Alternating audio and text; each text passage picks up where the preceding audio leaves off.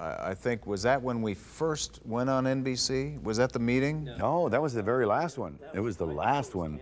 Oh, right before it was canceled, they were talking. Oh, they were talking about other show. Again, my memory is not good, but a suggestion came up from one of the executives about a show, doing a show, another version of SCTV, wasn't it? Yeah, yeah. Where instead of doing the character of Bobby Bittman, you could do like the same character, but call him Bittman's nephew. Barry Bittman or something, and we just sat kind of listening to these suggestions coming out, and I said, Mike, you know, I don't think so. You know, it's a little too sad. I think you were a little bit more emphatic than that. The curve of the meeting went, how about this? But it was Brandon Tartikoff too. It was we were in his office, and we were informed that the show was not going to be shown in its time slot. He was offering us a new one to go up against CBS 60 Minutes, which was a powerful... Oh, Sunday night, that's right. Sunday night. Yeah. And it was kind of like the family hour, so he wanted to make SCTV into a family kind of show. And so we were to play characters, perhaps, that maybe they weren't that good, but they were younger versions of that character. And Gene said, well, what do you mean by that? And he said, well, you know, like... Or Gene said, yeah, could I'd still be able to do Bittman.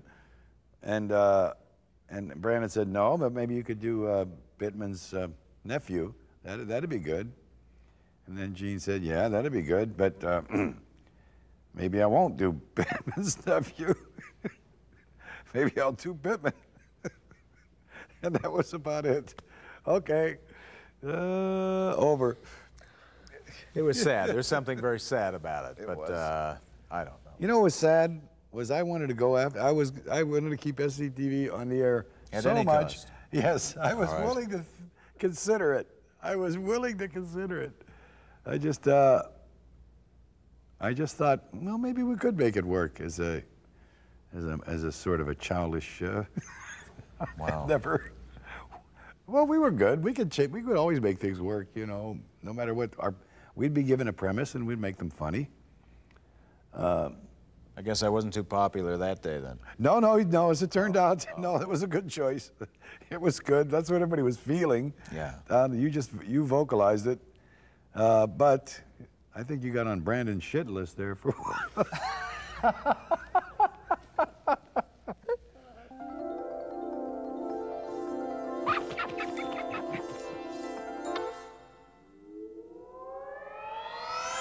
SCTV now begins its programming day.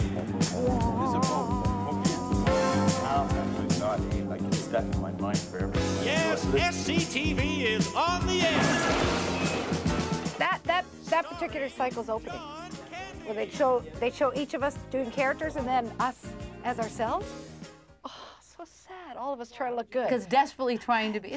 Hi, I can look pretty. Yeah, I'm not always funny, but not really confident in trying to be attractive. Is this on?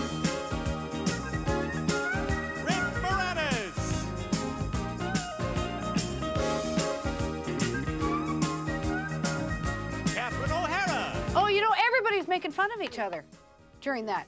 Yeah, we all stood off the side like, yeah, you look good. Everyone did that to each other. You can see Dave stand there going.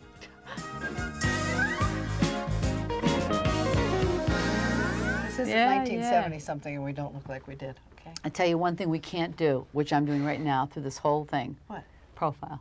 Yeah, I know. Okay, so I have to do... Oh, the old days when you didn't care. Oh, you didn't care. Well, yeah, exactly. Or this kind of thing.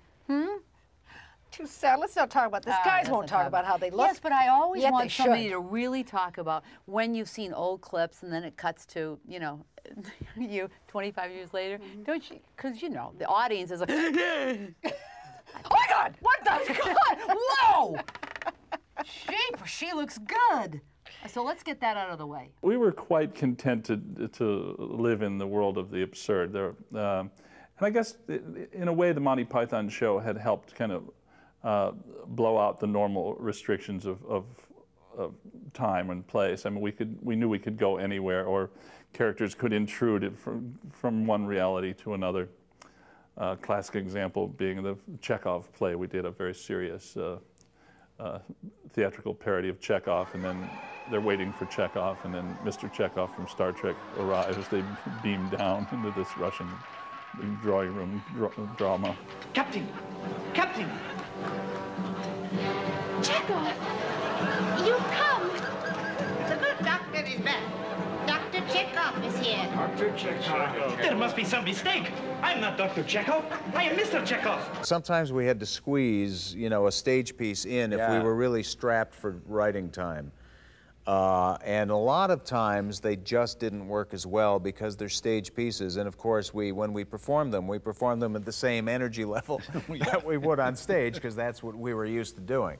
They didn't work as well. But the news piece was a great television adaptation because it was TV that we were doing on stage, and when we just put it in the show, it worked pretty well. I mean, we started in show 1 and went right through the 8 years of the show. Fierce fighting erupted in the Middle East today as Israeli jets bombarded Arab positions along the Palestinian border. The heavy casualties, 600,000 of them, make this the worst disaster in Mideast history. Earl. Small fire broke out in a health food store on King Street early this morning. It was quickly doused by passing pedestrians and was under control by the time fire officials arrived. Damage was estimated at $45. There were no injuries. Floyd? No injuries on that, huh? No. There were other characters, too, that started on stage. Dave did Lin Yi Tang. Edith Prickley started as a stage character. Dr. Tongue started as a stage character. Yeah. Meanwhile, I'll finish my brandy.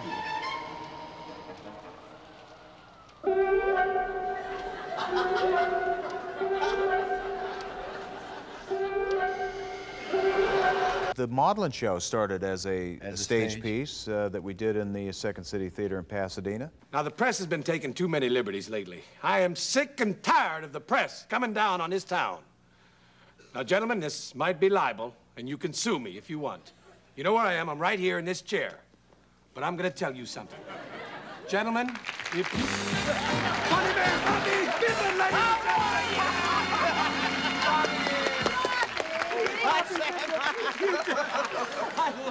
Whoa, Baba, boom! Sister, do you mind, please? It's been a while. I haven't been on this show in so long. Of my work, I talk about Mo Green. You know, I created a sleazy accountant character for the first show. I played Johnny LaRue's personal accountant, who was also the SCTV bookkeeper, I guess.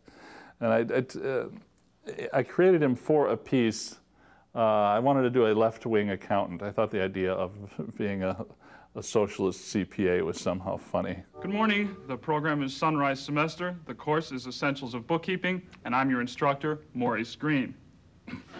Now, if you were with us yesterday, you remember we were talking about debits, and you want to be especially careful when you enter the debits in this column, because at tax time, you know your employer is going to want to claim all those big tax loopholes and special tax shelters that aren't, of course, available to poor and middle income people, but which you know he's going to want to claim in dodging his fair share of the cost of keeping this economically oppressive society running.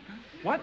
More than anything, this was the best group of people I'd ever worked with and the nicest group of people, and we just had so much fun creating this stuff sitting around the table. There was a lot of group writing, and it was not competitive. It was always cooperative. It has always been kind of a case of numbers. Yeah, there's 2 girls and 5 guys or whatever at certain points, and then any extra writers they would bring in were always guys. And so there was, 15 guys in the room and the 2 of us, and so you're just gonna, it's just natural. If it was 15 women, they'd be going on about some subject that would exclude the guys. It just would happen. So that happened a lot where, they'd get into this guys thing, and Andrea and I'd be like, and then a woman could walk in, and then the mother could walk in, then the girlfriend could walk in, So in brainstorming, it was just you get overpowered that way, and the very simple, good old-fashioned male chauvinism that dictated that we would not be paid as writers when the show started, and the guys were, and yet we all came from Second City where we all wrote all our material. That's just pure old-fashioned male chauvinism, which, I have to say, doesn't exist to that degree, though it still exists, doesn't of course. today. And Catherine really was much more invested in that because you wrote much more. And wrote a lot, Andrea, and you created a lot of characters. You should have been paid for it. I'm talking about this a lot today. The whole money thing. I'm getting back to the old frustrated feeling of SCTV, and I'm not getting. The girls aren't getting anything. Now let's start the game. The first question worth 20 points, and the subject is authors. Margaret Meehan, Parkdale. Henry Miller. I'm sorry, Margaret. Let me please finish the question first, all right? What famous... Margaret Meehan, Parkdale. Victor Hugo. Oh, I'm sorry, Margaret. If you just let me finish the question first, see how it works. Okay. What famous humorist... Margaret Meehan, Parkdale. Jerry Lewis. Margaret, I'll have to ask you to please let me finish the question before answering, because that answer was extremely wrong. I could take care of myself and work with people here and there, but I liked writing on my own. And I felt like I had a lot of support from Dick and from Paul and anybody else I could suck up to. Hey, what can I... Here, boy. Come on. Anything I could bribe anybody with. Is this what you came here to see? You didn't come to see me because you like licking stockings, did you? Geez, wait a minute. All right. I'm taking my own head and screwing it on right, and no guy's gonna tell me that it ain't. I'm making a break for it, gonna white egg for it, just for the sake of it. Watch out, world. I'm taking my own head and screwing it on right, and no guy's gonna tell me that it ain't.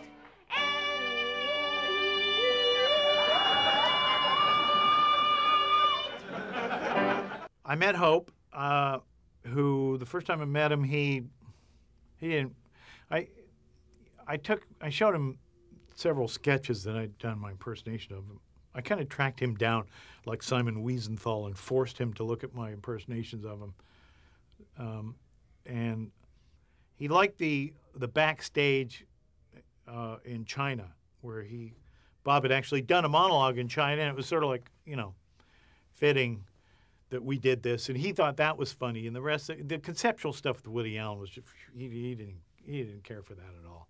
Tell him we can get Uncle Ben over here to teach him how to make rice and Ben. Yeah, we can get Uncle Ben over here to teach. What is that? What? Oh yeah, get Uncle Ben over here to teach you how to make wild rice wine in a minute. 哦，佢話叫阿 Uncle Ben 嚟呢度教你哋整嘢，咪就1分鐘就教曉你哋點整啦。Who's Uncle Ben? Who's Uncle Ben? Okay. Oh, got a pass on that. That struck out again. Okay. I remember one day I got a call when I was doing Grace Under Fire. This would be 94 or 5, something like that.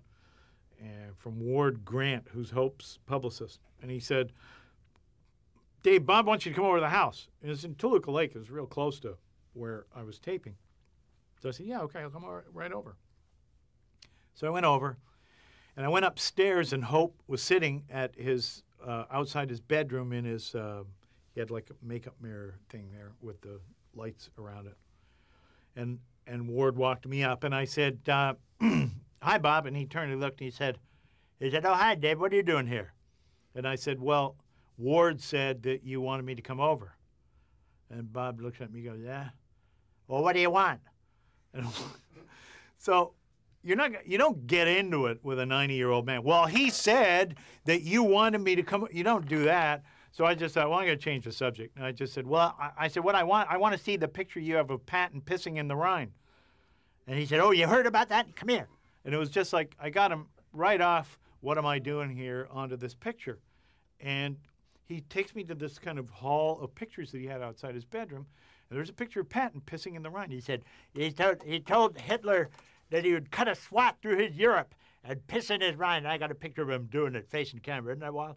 And it was like, and then he said, this is Neil Armstrong. He did my special right after he got back from the moon. It was 2 years, pretty roughly, 76, 77, we wrote and shot 26 shows. And that was the end of my active involvement on the show. I came back, I didn't come back the next year. I brought them all to LA the next year, and I kind of ran the table again, and we wrote 16 shows in 7 weeks, I think, in LA. We had an audience, a sizable audience for that season. Our second year, that dropped. He couldn't sell the show to nearly as many people, but enough to keep it on the air. We went to fewer stations. That was the second season.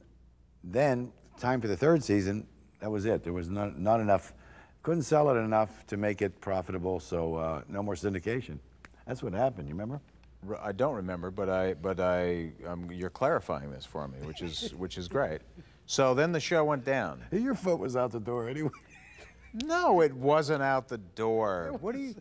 It wasn't out the Going door. down to LA, you had a series, you got a pilot or something? No. Don't you remember that? That pilot No. you got?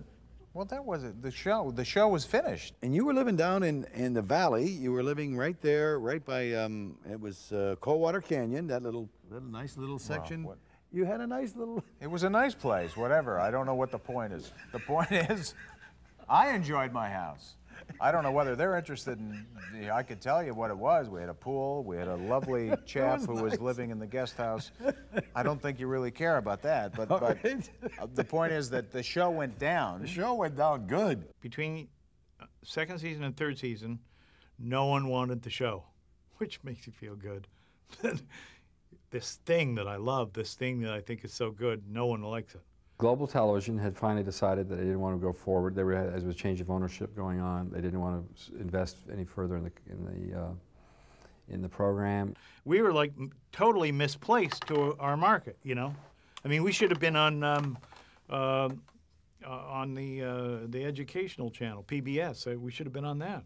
We would have been closer to getting to our audience, I think, than we were syndicated in 50 markets. And then there was a gentleman out in Edmonton by the name of Dr. Charles Allard, who was a surgeon by day and, you know, broadcaster by night. You know, he's actually built a huge empire eventually. I mean, he started his broadcasting career in his early 50s, and eventually when he died in, I think it was about 73, when he was about 73, about 5 years ago, he amassed a fortune of $500 million. And he wanted to, you know, this show was getting, in Canada, it had definitely gotten a certain profile and became an important piece of Canadian television broadcast because there wasn't a lot of programming of its type. So he was prepared to, he said, if you come out to Edmonton, and I'll again match what you're doing at Global, and I'll put all the below the line in, and anything that, you know, we get from the United States, you know, we'll put to the above the line. So we all trotted off to Edmonton. Andrew came down to visit us and said, you guys interested in going up to Edmonton to do a show? And you, of course, had that swimming pool back in LA with the house in right by Coldwater Canyon there. Yeah. What is that area called? It's a nice little area with a cul-de-sac. Studio Anyway, City. Studio City. It was like kind of like Studio nice City, little wasn't area. it? When we started season 3, John Candy was doing big city comedy for CTV in Canada. Catherine was taking a year off, and Andrea and Eugene were in LA trying to get in sitcoms. So we didn't have enough cast for the show. And we're going to Edmonton. And so Andrew said, find some people.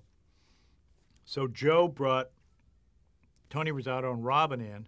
And I met Rick at some party and thought he was really funny, and so I brought Moranis in. This is Jerry Todd. You know, I watch a heck of a lot of video here at the homestead, and I just don't seem to have the time to get into the kitchen and whip up a good home-cooked meal. That's why I'm pretty excited about a new series of cassette video dinners from the folks at Videotech. They're kind of like TV dinners, but in a half-inch format, and they're almost an aphrodisiac for the video lover. Take a look-see. This is a Christmas Carol video dinner. It stars Alistair Sim, eggnog, turkey dressing, cranberry sauce, the whole shooting match. Why, it's even got a candy cane for dessert, and of course the cassette right here. Just put it in the video dinner cassette machine, watch and eat. I've got here the Shogun Sushi video dinner, Godfather 1 linguine, Godfather 2 cannelloni, meatballs, I kind of like that one, and on the list goes. So don't think popcorn when you think video. Think Videotech's video dinners. Have one on me, I'm Jerry Todd, and as soon as my white toast is ready, I'm gonna be watching Ordinary People. I only did the shows when Andrew called me to say, do you want to come up and guest on some shows? But beforehand, I had no intention of going back. I just thought it was too pathetic. So the idea of working in this little thing But I did go up and guest for a couple of weeks, and when I got up there, I saw how the production had just. It was amazing. We'd never had production like this in Toronto. It was, you know, great direction, great lighting, great sets. I mean, it really looked dazzling. And once I got up there, I said, "Whoa, this is good. How do I stay on?" Yeah, you hit the ground running. You just picked right up where you left off. You were bossing people around. And yeah, that's it. Well, you know, it's. No, he did. And I got to say, you remember? Do you remember? But it was, you know, it was the scene that was the funny was the Abbott Costello scene. That was a. You remember that? The Who? Well, you were. Yeah. Abbott Costello. Don't you remember that? That was. I really thought that's where we sort of really got going. Was that the Who and the Abbott Costello? What was that scene? It was the Midnight Express special, something like that. You remember? I do. I'm just trying to connect it to what we were just talking about. Because it was a moment. It was a moment in time. I'm getting a migraine. Oh. It was a moment in time that we were all sitting there in Edmonton in the writing office. This is like doing an interview with like Timothy Leary in his heyday or something. It's. From Istanbul, Turkey, it's the Midnight Express Special. Thank you, ladies and gentlemen. You know, Lou and I were thrilled when they asked us to host the Midnight Express Special here in Istanbul. Now, Lou, this is your first trip to Europe, isn't it? Yes, it is, Buzz. You like turkey? Oh, you know me, I love turkey. I love turkey with stuffing and gravy on the side. I love Turkey, the country. Well, I wouldn't call it a turkey, Buzz. We've only been here a couple of minutes. Oh, cut it out. We had parodies going of Abbott and Costello, Midnight Express, and the Midnight Special. Yeah. And it all came together, though, strangely enough, you know, really well. And that was a defining moment for me in Edmonton. I thought, oh, man. Remember? Were you in that scene? I had left. You had left. Of course you did. I took off. You took off. You were in a bar. You were, you know, we were working our asses off in that scene. And you were just, you know, at the time you didn't think it was so great. I did too. I loved that scene. I just left. I left early that season. Oh. Had to go to Italy or something? Maybe. All right. I think Edmonton added to the creative spurts that we had. Yeah, we weren't at home, so we had nothing else to think about but the show. Right. And to be with each other, and just anytime you're together, you're trying to come up with more ideas for the show. And also the crew had only done a cooking show, the news, and brick warehouse commercials, they said. And so they were so excited about being able to do something that gave them more variety in their work. And they were just the most enthusiastic, youthful, excited people to work with. It was great. And I think because Edmonton also isn't a large city in Canada, and it was really a city that was growing also. I think it was a nice blend of us starting out, and I don't know if Edmonton's going to want to hear this, but I think it was, you know, it's a city that was just starting out. Because I know nothing about Canadian history. Edmonton, I think, was it was settled in 1981. It had just been born. Yeah, just been born, and we arrived. It was just a few months old when we arrived. One day, we were talking about SCTV and would love to be on network, and I said, I want to call up Brandon Tartikoff, the head of NBC, the man who he just slighted so terribly with shooting him down with his ideas. Anyway. Brandon, I said, I'm going to call Brandon Tartikoff. And we called his office, and we actually got through. Remember that? I said, Joe Flaherty wants to talk to Brandon. And he got on the phone, and I was thrown because I didn't think he'd answer. And I just said, hi, Brandon. It's Joe Flaherty. We sure would like to be on NBC. I told him we'd like to be on it. He says, oh, really? Is that so? Well, it just so happens that we're talking about that right now. So I'd like to take credit for us getting on You didn't NBC. know they were in discussions with NBC at the time? No, I didn't. I didn't know. You just out of the blue decided to call Brandon Tartikoff? Well, yes, because Andrew never told us they were in discussions with NBC. So anyway, I called him, and he said, yes, we're interested. I know he didn't say that. He says, we're discussing it. Then I found out afterwards that, you know, that phone call is That what did it. Weasley phone call got us the job on NBC? That's it. He liked, he liked the way I was subservient to him. He liked the way You kind of set the tone, yes, I did. I didn't challenge him on anything. No. I didn't call him, I didn't imply that he had bad ideas. I sucked up to him. Well, we all owe you a big debt of gratitude. Hey, taxi! Why you? What Marty brought with him was so much energy and enthusiasm that, you know, at this point, round about our second to last season, you know, we were kind of getting tired, and it was Marty's energy and just positive vibe and attitude that kind of picked everybody up, and now we had to kind of come back up to his level, you know? Yes. A perfectly good day ruined, right? Wrong. Not with Ronco's new shower in a briefcase. I know what you're thinking. Sure, he's clean, but he's still soaking wet. Well, not for long, because I ordered early enough to receive this special bonus attachment. Ronco's new blow dryer in a briefcase.